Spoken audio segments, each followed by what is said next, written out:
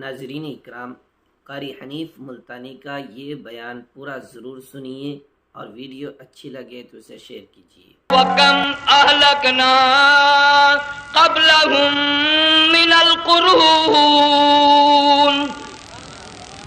اللہ فرماتے ہیں میری زمین پہ عداوت نہ کرو، فساد نہ مچاؤ، قتل نہ کرو، خون نہ بہاؤ، ناحق لوگوں کا خون نہ بہاؤ۔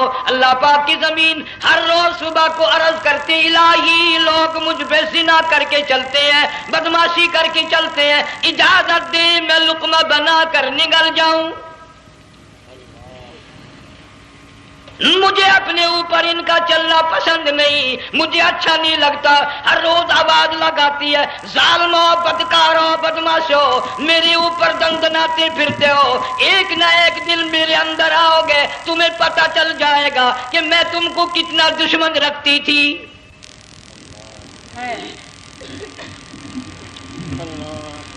آج لوگ آزاد ہو گئے، جو کسی کی سمجھ میں آتا وہی بکتا ہے، جو سمجھ میں آتا وہی کرتا ہے، نہ کوئی راہ متعین رہی، نہ کوئی مسلک رہا، نہ کوئی بات رہی۔ جناب مدنی کریم صلی اللہ تعالی علیہ وسلم کا بڑا عظیم تر صحابی ہے، بہت بڑا جرنیل ہے، سیدنا معاذ ابن جبل رضی اللہ تعالی عنہ مدینے پاک میں بیمار ہے، آخری وقت ہے، دعا کرو اللہ ہم سب کو مدینے کی موت عطا فرمائے۔ بہت جلیل القدر صحابی ہے۔ علماء کرام نے لکھا ہے کہ جب موت کا وقت بالکل قریب آیا، معاذ بن جبل رضی اللہ تعالی عنہ نے رونا شروع کر دیا، رونے لگ گئے۔ علماء نے لکھا ہے اس وقت بھی مدینے پاک میں اب تک بھی یہ رواج ہے، جب کسی پہ نزع طاری ہو، سکرات طاری ہو، موت قریب ہو، جتنے پاس بیٹھے کھڑے ہوتے ہیں سارے اللہ کے قرآن کی تلاوت کرتے ہیں۔ صحابہ کرام آخری وقت میں قرآن مجید کی ہر وقت تلاوت کیا کرتے تھے، اس لیے حضور کریم صلی اللہ علیہ وسلم نے فرمایا قیامت کا دن ہوگا، اللہ پاک اعلان فرمائیں گے قرآن والے آگے آ جائیں۔ عرض کیا جائے گا قرآن والوں سے کون مراد ہے؟ حق تعالیٰ جل شانہ فرمائیں گے میں قرآن والا اس کو کہتا ہوں جو میرے قرآن سے عشق رکھتا تھا، پیار کرتا تھا، محبت کرتا تھا، اتنا پیار تھا آخری وقت تھا، ادھر موت کا جھٹکا لگا، ادھر میرا بندہ قرآن پڑھ رہا تھا۔ آج بھی اپنی قبر سے اٹھا، میرا قرآن پڑھتا ہوا اٹھا، تم میدان حشر کا چکر لگاؤ، آج بھی ان کے منہ سے کستوری کی خوشبو آ رہی ہے۔ معاذ بن جبل رضی اللہ تعالی عنہ قرآن مجید کی تلاوت فرماتے فرماتے رونے لگ گئے۔ کسی صحابی نے کہہ دیا موت سے ڈر کے رو رہے ہو، موت سے ڈر گئے؟ فرمایا نہیں۔ پھر کیوں روئے؟ صحابی کہتا ہے میرے دل کی تمنا میرے دل میں رہی، میری آرزو پوری نہ ہو سکی، میری حسرت پوری نہ ہوئی، میرا ذوق پورا نہ ہوا، میرا شوق پورا نہ ہوا۔ میری تمنا تھی گرمی کا موسم ہو، رمضان کا مہینہ ہو، میں روزہ دار ہوں، جہاد فی سبیل اللہ ہو، کفر اسلام کا مقابلہ ہو، میں کئی کافروں کو قتل کر دیتا، پھر کافر بھی اکٹھے ہو کر مجھ پہ ٹوٹ پڑتے، میرا ناک کاٹ لیتے، میری زبان کاٹ لیتے، میں اللہ کی حضور میں جاتا، اللہ مجھ سے پوچھتا معاذ دنیا سے کیا لایا؟ میں عرض کرتا الہی بولوں کیسے، زبان بھی تیری نام پہ کٹا کے آیا ہوں، اور روزہ رکھ کر آیا ہوں، نیت یہ ہے کہ تیرے محبوب کے حوض کوثر کے پانی سے روزہ افطار کروں گا۔ ان اللہ والوں کی یہ موت تھی۔ مالک بن دینار رحمت اللہ علیہ ایک عجیب نوجوان کا واقعہ تحریر فرماتے ہیں، گرمی تھی، دوپہر تھی، سورج اپنی شباب پہ تھا، بڑی سخت گرمی تھی، میں نے ایک نوجوان کو دیکھا، وہ پیروں سے معذور ہے، دونوں پیر نہیں ہیں، ہاتھوں کے بل زمین پہ گھسٹ گھسٹ کے چل رہا ہے، اور گلے میں کرتا بھی نہیں، سامان کوئی نہیں، سواری کوئی نہیں، کھانے پینے کا انتظام کوئی نہیں۔ مالک بن دینار رحمت اللہ علیہ فرماتے ہیں میں نے اس نوجوان سے پوچھا کہ تو کہاں سے چلا اس حالت میں؟ کہنے لگا میں بلخ بخارے سے چلا ہوں۔ تجھے یوں ہی ہاتھوں کے بل گھسٹتے چلتے کتنا عرصہ گزر گیا. نوجوان کہنے لگا اللہ والے 7 برس ختم ہو کر 8واں لگ چکا ہے. اس حالت میں کہ جی ہاں اسی حالت میں تیرا کھانا پینا. جوان کہنے لگا والذی ہوا یطعمنی ویسقین وَإِذَا مَرِضْتُ فَهُوَ يَشْفِينِ. اللہ ہی کھلاتا ہے وہی پلاتا ہے، بیمار ہو جاتا ہوں وہی تندرستی عطا کرتا ہے. اور نوجوان دوپہر بڑی سخت ہے، گرمی بڑی سخت ہے، میرے یہاں دوپہر کو آرام کر لے، قیام کر لے، کچھ دیر ٹھہر جا، آج میرے یہاں قیام کر لے. نوجوان رونے لگا اور کہنے لگا مالک بن دینار، یہ 2-4 منٹ جو تیری ساتھ باتوں میں میرے خرچ ہو گئے، مجھے ان کا ہی بڑا دکھ ہے. میں اور اپنی اس معذوری میں ہاتھوں کے بل 2-4 گز گھسٹ کر اور اپنے رب کے قریب ہو جاتا. یہ جو تیری ساتھ بات کرنے میں تھوڑا سا وقت خرچ ہو گیا، مجھے اس کا ہی بڑا دکھ ہے. ارے تو تھک گیا ہوگا. جوان کہتا ہے تیرے دیوانے مگر چلنے سے رک سکتے نہیں، تیرے دیوانے مگر چلنے سے رک سکتے نہیں، پاؤں تھک جاتے ہیں دل ان کے کبھی تھکتے نہیں. میرے سامنے تھکنے کا نام نہ لو، میرے دل میں عشق کی آگ جلی ہوئی ہے، سوز و گداز کا سمندر طوفان برپا کر رہا ہے. میں نہیں تھکنا جانتا، میرے یہاں نیند کا سوال نہیں، آرام کا سوال نہیں، میں تو گھسٹ گھسٹ کر رب کے دربار میں حاضر ہوا چاہتا ہوں. پوچھا کہ جا کہاں رہے ہو؟ کہنے لگا بیت اللہ کی زیارت کے لیے چلا، روز رسول اللہ صلی اللہ علیہ وسلم کی زیارت کے لیے چلا. کھانا پینا کچھ نہیں کہ نہیں، بس کہ منتظر ہوں اس گھڑی کا کہ کب وہ وقت آئے اور کب میں جا کر یوں کہوں کہ اے مدینے کی مہاجر سبز گنبد کے مکی، اے مدینے کے مہاجر سبز گنبد کی مکی، عرش ہے تیرے قدم کے فیض سے یہ سرزمین. کب وہ وقت آئے، کب میں مدینے کی گلیوں کو دیکھوں، کب آب و ہوا کو دیکھوں، کب مدینے کی بہاروں کو دیکھوں، کب گنبد خضرا پہ میری نگاہ پڑے، میرے دل کی تسلی ہو جائے. عاشق لوگ یوں ہی کیا کرتے ہیں. دیہات کی ایک عورت آئی رسول اکرم صلی اللہ علیہ وسلم کی وفات شریف کے بعد اور آ کے کہنے لگی بہن عائشہ رضی اللہ تعالیٰ عنہا، میں نے سنا ہے سرکار کی وفات شریف ہو گئی، کیا کہاں دفن کیا کہ اس حجرے میں؟ کہنے لگی مجھے دروازہ کھول کر قبر کی زیارت تو کرا دے. عورت صاحب دیہات کی رہنے والی چوکٹ پہ کھڑی ہو کے کہنے لگی آقا جب بھی آتی تھی زبان تیری ہوتی تھی، قرآن خدا کا سنتی تھی، مسائل پوچھتی تھی، زیارت کرتی تھی، اب یہ زندگی اچھی نہیں لگتی، میں تیرے قدموں میں مرنا چاہتی ہوں. علماء نے لکھا ہے ایک چیخ ماری چوکٹ پہ گر کر جان دے دی. سبحان اللہ.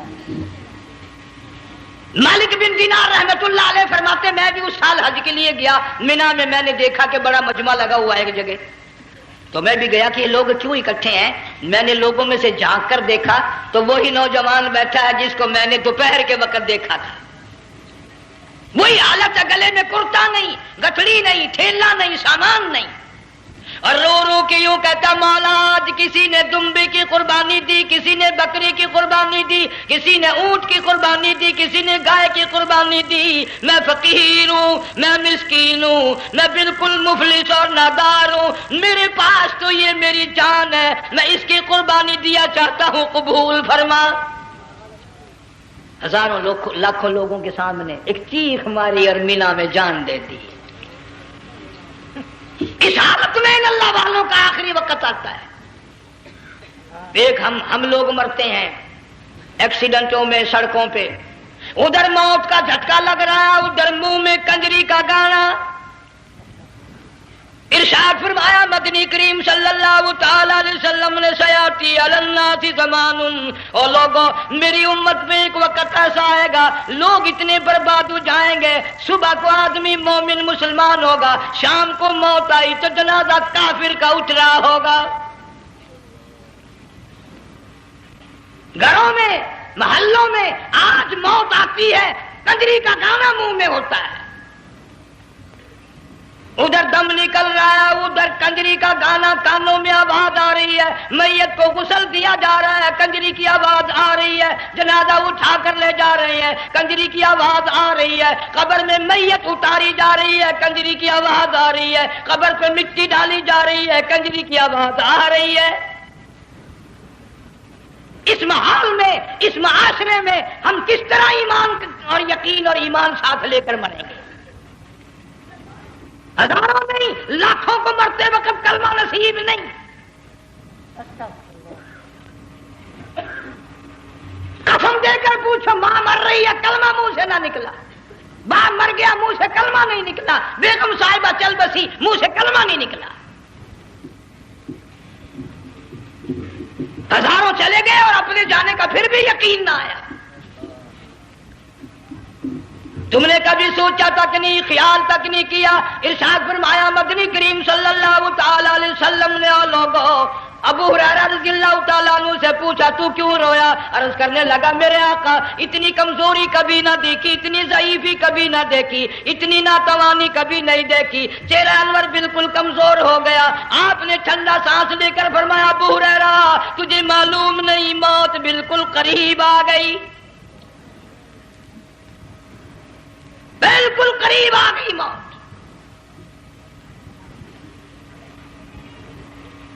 تیری ایک انگلی پکڑ کر اگر کوئی مروڑ دے کتنا دکھ ہوگا، درد ہوگا، ہائے ہائے ہائے۔ جنگ والوں کبھی تم نے سوچا نہیں 360 رگیں ٹوٹیں گی کیا حال بنے گا، اعضاء چھوٹیں گے، سر کے بالوں سے لے کر پیروں کے ناخنوں تک ہر جوڑ کو توڑ کے رکھ دیا جائے گا، وزیروں، سفیروں، امیروں، حسینوں، جمیلوں، تمام کے جوڑوں کو اکھاڑ کے رکھ دیا جاتا ہے۔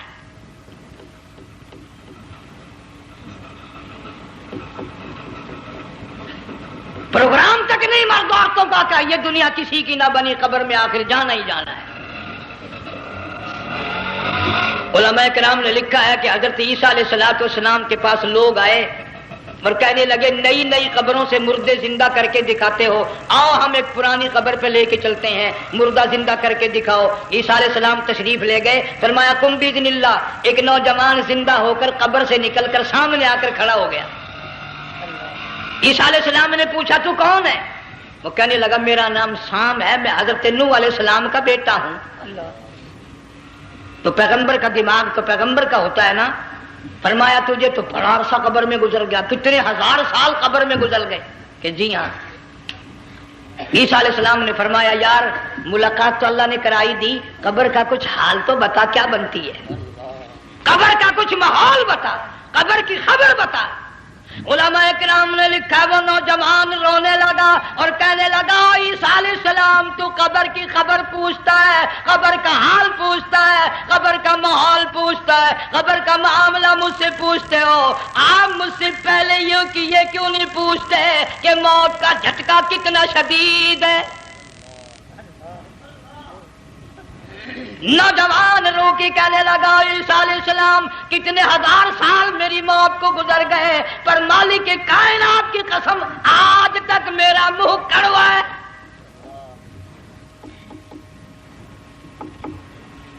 اس لیے جنگ والوں لمبی چوڑی بات کہنے کا وقت نہیں، حالات نہیں، میں تو تمہیں اتنا سا پیغام دینے آیا، کھانے پینے کا زمانہ ہے، میں جانتا ہوں تم کیلے کھاتے ہو، تمہیں کیلے کا ذائقہ معلوم ہے، امرود کا ذائقہ تم کو معلوم ہے، انار کا ذائقہ تمہیں معلوم ہے، انگور کا ذائقہ معلوم ہے، انناس کا ذائقہ معلوم ہے، آم کا ذائقہ معلوم ہے، ہزاروں پھلوں کے ذائقے تمہیں معلوم ہے، ہزاروں مٹھائیوں کے ذائقے تمہیں معلوم ہے، ہزاروں بیکری کی چیزوں کے ذائقے تمہیں معلوم ہے، ہزاروں شربتوں کے ذائقے معلوم ہے، پر تم نے جنگ والوں کبھی بھی قبرستان میں جا کر قبر والوں سے یہ نہیں پوچھا او قبر والوں ذرا بتاؤ تو صحیح موت کا ذائقہ کیسا ہے؟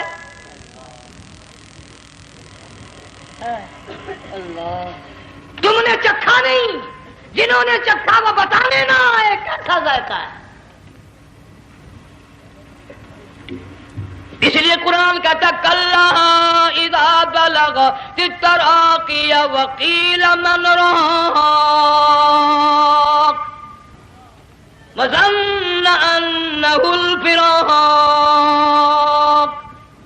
والتفت الساق بالساق إلى ربك يومئذ المساق. بادشاہ ہو، امیر ہو، وزیر ہو، فقیر ہو، غریب ہو، رگیں ٹوٹیں گی، موت آئے گی، اور جس کی آئی تمہیں معلوم نہیں کس طرح آئی، کس حال میں آئی. جن کے دلوں میں ان باتوں کا خیال آیا، خدا کی قسم صحابہ کرام میں سے اتنے رویا کرتے تھے آنکھیں ختم ہو گئی. جناب فاروق اعظم رضی اللہ تعالیٰ عنہ کو کسی نے دیکھا رو رہے ہیں، بے تحاشا رو رہے ہیں. پوچھ لیا بڑا بہادر پہلوان فاروق تجھے کیا ہوا، اتنا کیوں رویا؟ فرمانے لگے تمہیں معلوم نہیں قبر کا اندھیرا یاد آ گیا.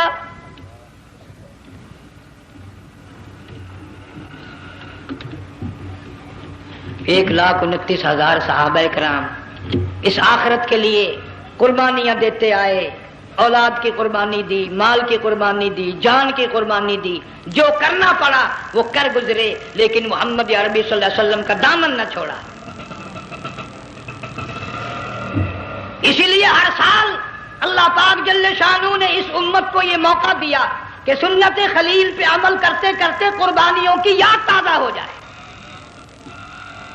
قربانیوں کی یاد تازہ ہو جائے.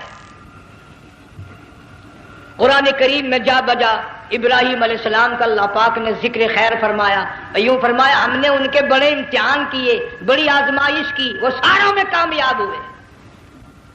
تم ہر وقت اللہ سے یہ دعا کیا کرو اللہ ہمیں امتحان میں نہ ڈالے، آزمائش میں نہ ڈالے، ہم امتحان کے قابل نہیں. یہ ہمارے جو امتحان ہوتے ہیں ان میں نقل ماری جاتی ہے، تو اللہ امتحان لے گا تو نقل کیسے ماریں گے، کیسے کام چلے گا؟ جناب ابراہیم علیہ السلام کو اللہ پاک نے ہزاروں امتحان میں مبتلا کیا، ہزاروں آزمائشیں کی، فَأَتَمَّهُنْ سب میں کامیاب گیا، سب میں پاس نکلا.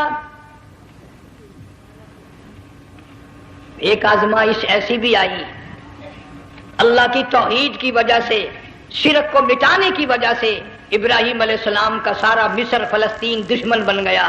حضرت سارہ کو ساتھ لے کر چل دیے، ایک بیوی ساتھ ہے اکیلا دم میں. یہاں تو لوگ محلوں میں شہروں میں کہتے ہیں جی میں اکیلا ہی ہوں، میں کیا کروں. اگر خلیل کہتا کہ میں اکیلا ہوں تو آج قرآن میں اس کا ذکر خیر کیسے ہوتا؟ پرواہ نہ کی، وہ کہتا میرے لیے میرا اللہ کافی ہے. کون کہتا ہے میں اکیلا ہوں، میری ساتھ تو اللہ ہے. مصر سے گزرنے لگے، بادشاہ کے ملازموں نے بادشاہ کو جا کے بتایا بڑی خوبصورت عورت گزر رہی ہے تیرے حلقے سے، بہت بڑی خوبصورت عورت ہے. کہ ملازم پکڑ کے لے کے چلے تو عورت ساتھ حضرت سارہ رونے لگ گئی. خلیل میرا کیا بنے گا؟ پیغمبر کو اللہ کی ذات پر بڑا یقین ہوتا ہے، فرمایا پرواہ نہ کر، میری آبرو میرے مولا کی آبرو ہے، چاہے جہاں چلی جا میری عزت کی حفاظت میرا اللہ کرے گا. فرمایا فاللہ خیر حافظا وہو ارحم الراحمین.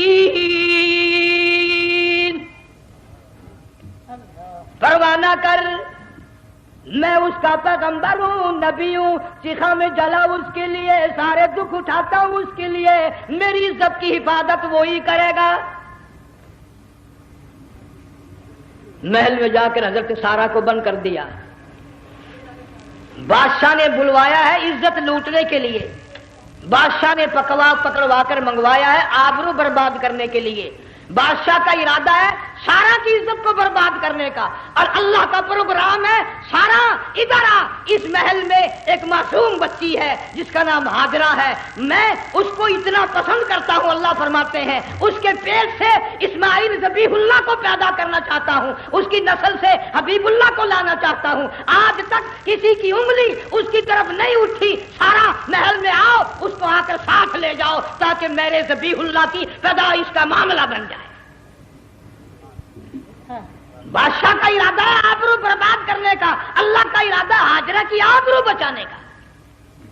فرمایا وَيَمْكُرُونَ وَيَمْكُرُ اللَّهُ وَاللَّهُ خَيْرُ الماکرین، اس نے بھی تدبیر بنائی، میں خدا نے بھی تدبیر بنائی۔ بادشاہ آیا حضرت سارہ کے قریب برائی کا ارادہ کر کے۔ مفسرین نے لکھا ہے حضرت سارہ نے فرمایا مجھے 2 رکعت نماز پڑھنے دے۔ یہاں سے پتہ چلا کوئی پاک دامن عورت، کوئی نیک بیٹی اگر غنڈوں میں بدماشوں میں پھنس جائے، عزت بچانے کا طریقہ یہ ہے وضو کر کے اللہ کے سامنے نیت تو باندھ، تیری عزت کے لیے وہ فرشتے بھیجے گا۔ علماء کرام نے لکھا ہے کہ ایک جہاز سمندر میں چل رہا ہے، طوفان آیا، جہاز تختہ تختہ ہو گیا، کچھ لوگ غرق ہو گئے، ڈوب گئے، کچھ تختوں پہ بہ کر کے چلنے لگے۔ ایک عورت گود میں بچہ ہے، ایک حبشی نوجوان دوسرے تختے پہ بیٹھا ہوا جاتا ہے۔ اس نے عورت اکیلی دیکھ کر اپنا تختہ چھوڑ دیا اور بدماشی کے ارادے سے عورت کے تختے پہ آ بیٹھا۔ تم جنگ والے سوچ رہے ہوگے کہ ڈوبتے وقت بھی باز نہ آئے، یہ سیلاب آتے ہیں لوگ بدماشیوں سے باز آئے؟ ڈوب گئے مگر باز نہ آئے، بغیرتی لوگ کرتے ہی رہے۔ علماء کرام نے لکھا حبشی نوجوان نے عورت کا بچہ چھینا سمندر میں پھینک دیا۔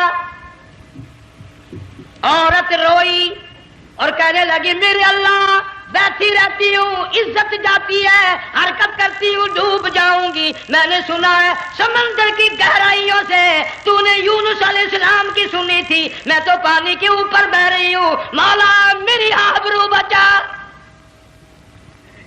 میرا ایمان بچا، میری عزت بچا، تیرے سوا میری سننے والا کوئی نہیں، لا الہ الا انت سبحانک انی کنت من الظالمین۔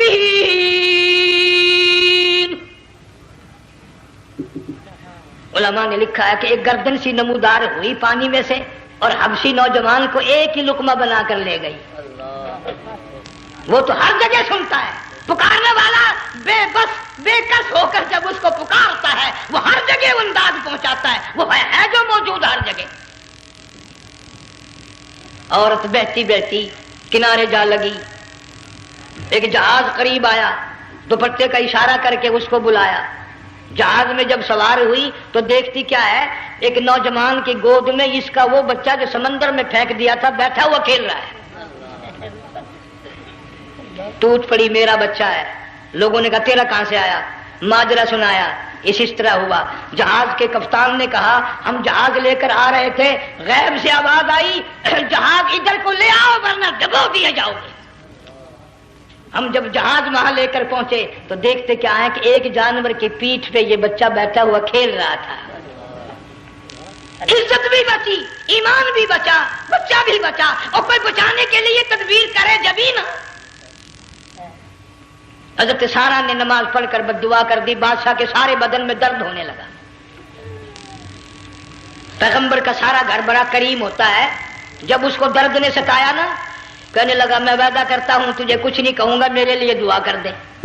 اب اگر کوئی جنگ کا ہوتا یا میں ہوتا کہتا دفع ہو تیرے واسطے دعا کا دی، لیکن حضرت سارہ نے پھر جولی پھیلا دی، مولا وعدہ کرتا ہے بدماشی سے توبہ کرتا ہے، اس کو تندرستی عطا فرما دے۔ اللہ نے تندرستی عطا کر دی۔ وہ پھر کہنے لگا لو ایسی حسین عورت کب ہاتھ آئے گی، پھر برائی کے لیے تیار ہو گئے۔ یہاں سے پتہ چلا کہ یہ جو گنڈے بدماش ہوتے ہیں ان کی قسم کا بھی کوئی یقین نہیں۔ اگلے دن ایک آدمی نے قسم کھائی تو اس کے خلاف کرنے لگا۔ لوگ کہنے لگے کہ تو نے قسم کھائی تھی، قرآن اٹھایا تھا، آخر کیا تھی گیا بل ڈٹھی ہوئی مسیح سی، پاٹیا ہوا قرآن سی، آخر ڈٹھی ہوئی مسیح سی تو پاٹیا قرآن سی، قرآن کے لا پورا سی جڑا میں چاہیا۔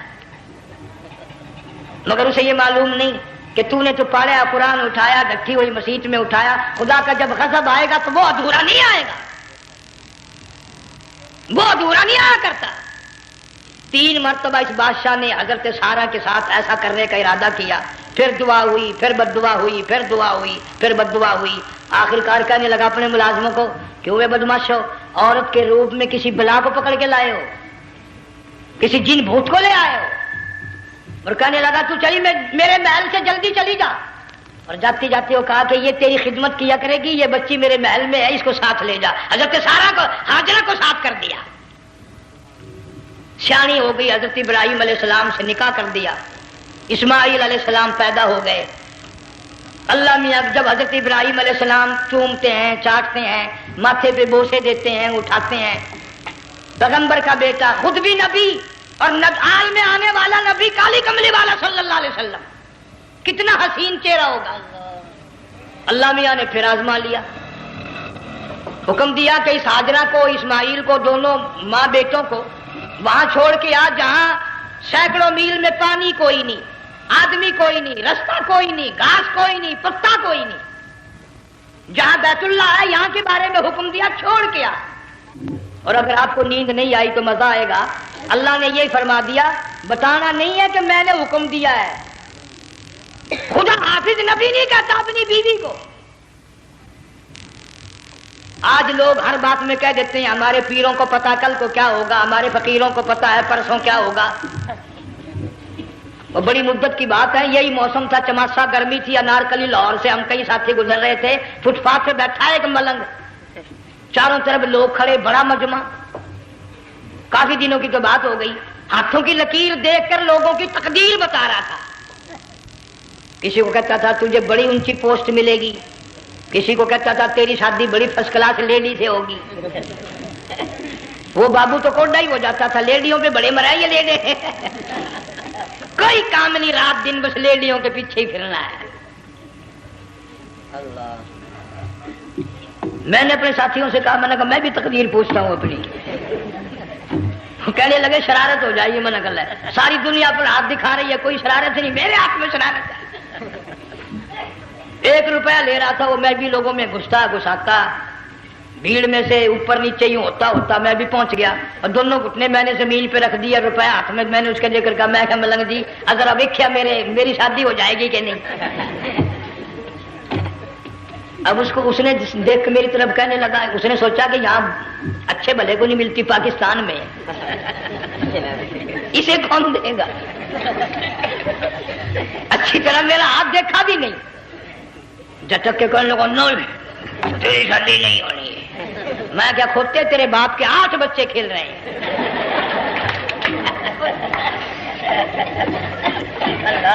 یوں ہی عقیدے بگڑ جاتے ہیں لوگ۔ ہمارے پیر کو پتا، فقیر کو پتا، کسی کو پتا نہیں ہے، کوئی نہیں جانتا۔ فرمایا وما تدری نفس ماذا تکسب غدا، کوئی نہیں جانتا کل کیا ہو جائے گا۔ وما تدری نفس بأی ارض تموت، کوئی نہیں جانتا زمین کے کس ٹکڑے پہ موت آئے گی۔ ان اللہ علیم خبیر، ایک اللہ کی ذات جانتی ہے۔ حضرت ہاجرہ اسماعیل علیہ السلام کو چھوڑ کر چل دیے، نہ خدا حافظ کہا، نہ کوئی تسلی دی، تھوڑی سی کھجوریں، تھوڑا سا پانی، ختم ہو گیا۔ ابراہیم علیہ السلام جب دور نکل گئے تو حضرت ہاجرہ نے دیکھا یہ تو چلے گئے، کھڑی ہو کر آواز دی، اے میرے ابراہیم۔ مڑ کر نہیں دیکھتے۔ جنگ والوں، اللہ کا پیغمبر اللہ کی اجازت کے بغیر اپنی بیوی کی طرف نہیں دیکھتا، گھر والی کی طرف نظر اٹھا کر نہیں دیکھتا۔ ایک تم ہو، چٹی داڑھی، بڑھیپا، کالے برقعے والی نظر آ جائے نا، آگے بھاگ کر بڑے نہیں آتے ہیں، کہاں جانا چاہتی ہیں آپ؟ تیری ماں لگتی ہے آپ چلی جائے تو یہ کیا ہوا؟ یہ کالے برقعے پہ مرتے مرتے مرتے مرتے مری گئے۔ ایسا عجیب تماشا۔ وہ لاہور پلیٹ فارم پر پھر رہی تھی نا ایک لیڈی برقع اوڑے، آ گیا ایک لیڈا، کہنے لگا سیون اپ لاؤں، نے کہا لے آئے، نے کہا واہ واہ کام بن گیا، وہ سیون اپ لے آیا۔ تھوڑی دیر کے بعد کہنے لگا میرے خیال میں پھینٹا بھی ہو جائے، انہوں نے کہا لے آئے، انہوں نے کہا سبحان اللہ پکا کام ہو گیا۔ وہ سیون اپ بھی پی لی، پھینٹا بھی ڈکار گئی۔ تھوڑی سی دیر کے بعد کہنے لگا سیب لے آؤں، وہ لے ہی آیا سیب، کہ آپ کے لیے میں سیب لایا ہوں آپ کھائیں. کہنے لگی نہیں آپ کھائیں. اس نے سوچا اوہو میری بھی محبت ہو گئی ہے, سیب کھانے کے لیے مجھے بھی کہہ رہی ہے. جب اس نے اصرار کیا نا کہ میں تو تیرے لیے لایا ہوں کھا تو صحیح, کہنے لگی کیسے کھاؤں میرے منہ میں دانت ہی نہیں ہے. اب پتا چلا اسے کہ صبح سے میں تو پرانے پپی کے پیچھے پھر رہا تھا.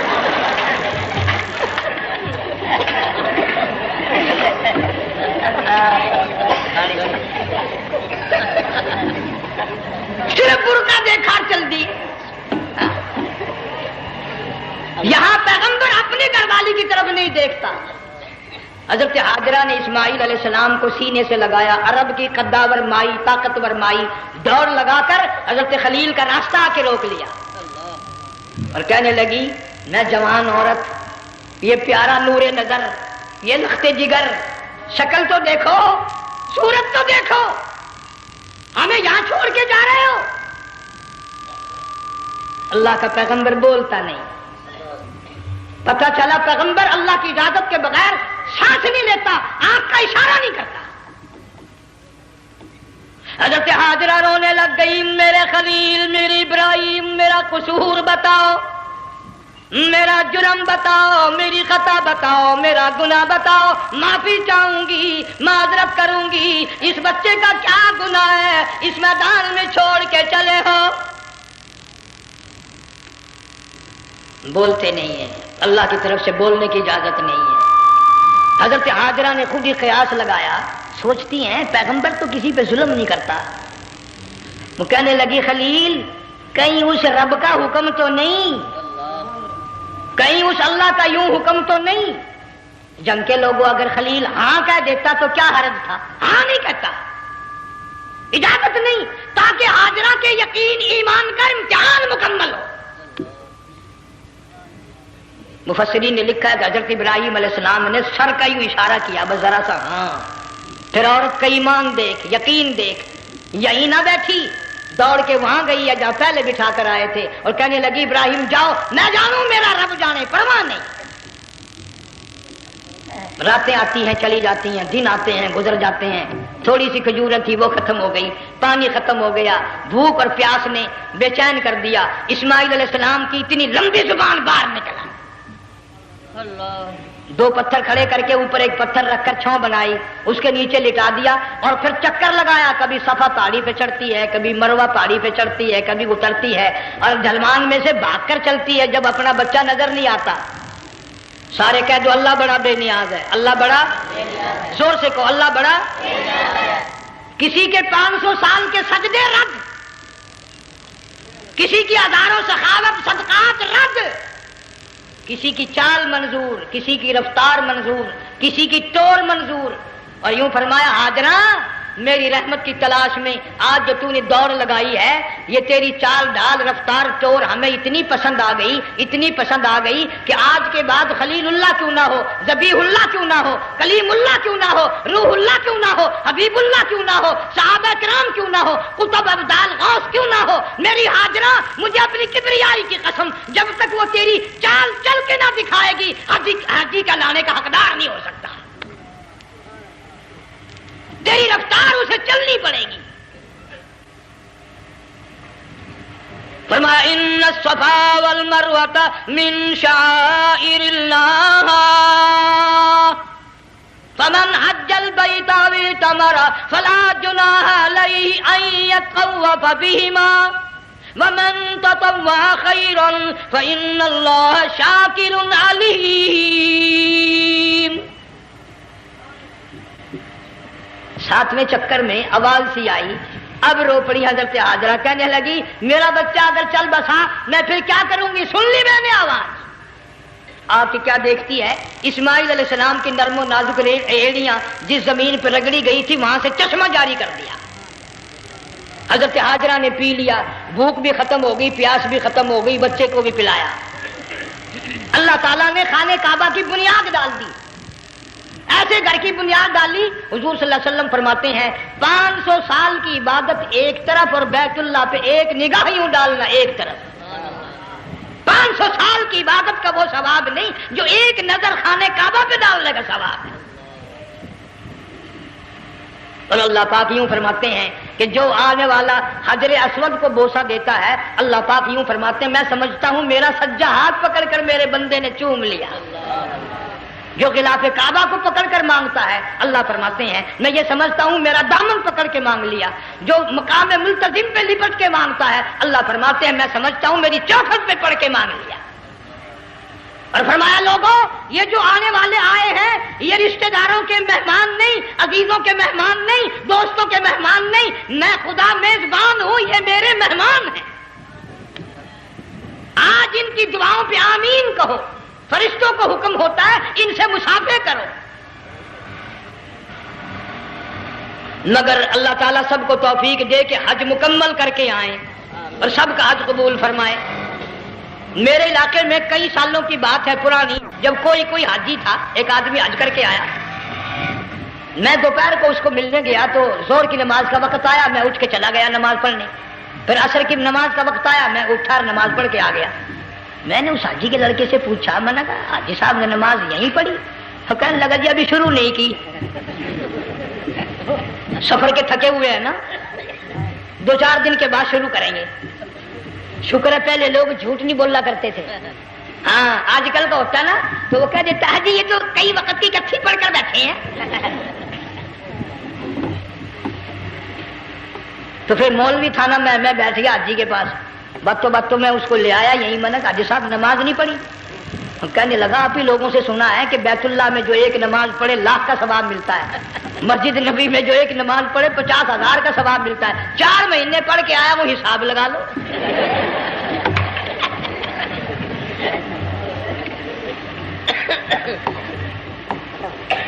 مسائل سیکھتے نہیں، ارکان اور آداب بیت اللہ کے سیکھتے نہیں۔ ڈی سی کے دفتر میں اگر جانا ہو کئیوں سے پوچھے کیسا جاؤں، کس طرح درخواست دوں، کیسے کہوں، کیسے کھڑا ہوں، کیسے بیٹھوں، کیا عرض کروں، اور اللہ کے دربار میں ہم جاتے ہیں اور سیکھ کرنے جاتے ہیں، یہ خوف نہیں کہ اگر بے ادبی ہوگی تو مارا جاؤں گا۔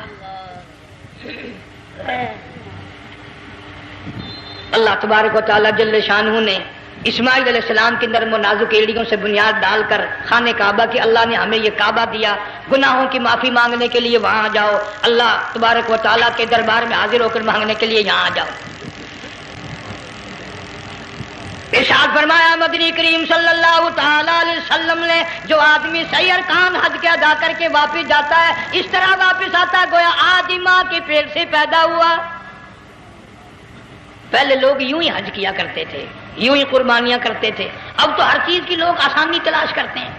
پچھلے بقرعید کے موقع پر ہمارے مسجد میں ایک آدمی مجھے کہنے لگا اگر کوئی غریب آدمی مرغی کی قربانی دے دے تو لگ جائے گی؟ میں نے کہا تو مکھی مار دے انشاءاللہ وہی لگ جائے گی۔ سارے کام ٹیڑھی ہو گئے، نیچے نیچے نیچے نیچے کو چلے آ رہے۔ آج کل وہ ٹیڑھی بکرے بکری آئے ہوئے ہیں نا، کہیں تو قربانی کے لیے یا کندھے کو اٹھا کر لاوے۔ اب بتاؤ یہ گوشت بنتے گا یا کھاوے گا یا فریج میں رکھے گا، کیا کرے گا؟ بالکل کام بگڑ گیا۔ حضور صلی اللہ علیہ وسلم نے فرمایا قربانی کا جانور اچھا تلاش کر کے لاؤ، اس کے بدن پہ جتنے بال ہوتے ہیں اتنی نیکیاں لکھی جاتی ہیں۔ اور میرا موضوع نہیں، حضور صلی اللہ علیہ وسلم نے فرمایا کہ میں نے اللہ سے دعا کی تھی میری امت کا کیا بنے گا، پل صراط پہ سے گزرتے وقت اللہ تعالیٰ نے میری دعا کو قبول فرما کر یوں فرما دیا کہ تیری امت جو قربانی میں جانور ذبح کرے گی میں خدا پل صراط کے کنارے پر زندہ کر کے ان سب جانوروں کو سواریاں بنا کر پیش کر دوں گا۔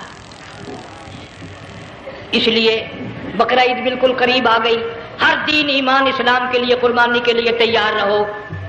زیادہ سے زیادہ مجھے آج کل فکر لگا ہوا ہے کہ اپنے گھروں کو میں نماز کا اہتمام کرو۔ آج حال یہ بنا ہوا ہے کہ اگر گھر والی کی گود میں موت آئی تو گھر والی بے نماز، دھی کی گود میں موت آئی دھی بے نماز، بہن کی جھولی میں موت آئی بہن بے نماز، بیٹے کی گود میں موت آئی بیٹا بے نماز، بھائی کی گود میں موت آئی بھائی بے نماز۔ ڈاکٹر کے ہاتھ میں موت آئی، ڈاکٹر بے نماز، کمپیوٹر کے ہاتھ میں موت آئی، کمپیوٹر بے نماز، نرس کے ہاتھ میں موت آئی، نرس بے نماز، تیرا کفن خرید کے لانے والا بے نماز، تیرے غسل کا پانی گرم کرنے والا بے نماز، تیری قبر کھودنے والے بے نماز، تیرا جنازہ اٹھانے والے بے نماز، تیری قبر پہ مٹی ڈالنے والے بے نماز۔ اگر تو نمازی بھی ہے، یہ اتنے چاروں طرف کے بے نماز تجھے جنت میں کب جانے دیں گے؟